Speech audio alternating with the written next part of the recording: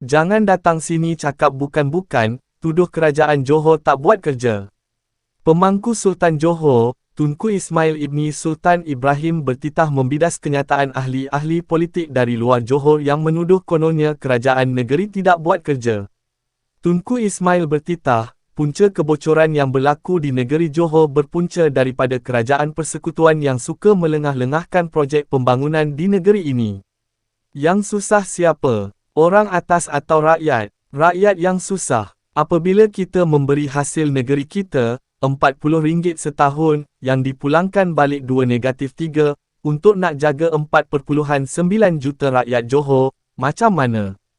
Titah Tunku Ismail dalam pertemuan bersama rakyat dalam program, Meh Dengar Sini, di podcast Bual Santai Petang Pemangku Sultan Johor bersama Orang Muda Johor pada Sabtu. Baru-baru ini, Perdana Menteri, Datuk Seri Anwar Ibrahim dalam ucapannya di Muar, menuduh kerajaan negeri Johor, yang dipimpin oleh Menteri Besar, Datuk On Hafiz Ghazi berlakunya kebocoran dalam kerajaan negeri. Sekarang, Pemangku Sultan Johor juga telah bersuara. Di Johor ni, kalau nak bercakap, biar berlapik dan biar bernas.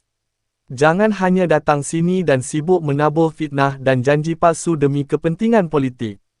Kalau tersilap cakap, buruk padahnya nanti. Kita harap pemimpin-pemimpin kerajaan persekutuan terutamanya dari parti-parti tertentu agar lebih berhati-hati apabila bercakap dalam kempen PRN nanti.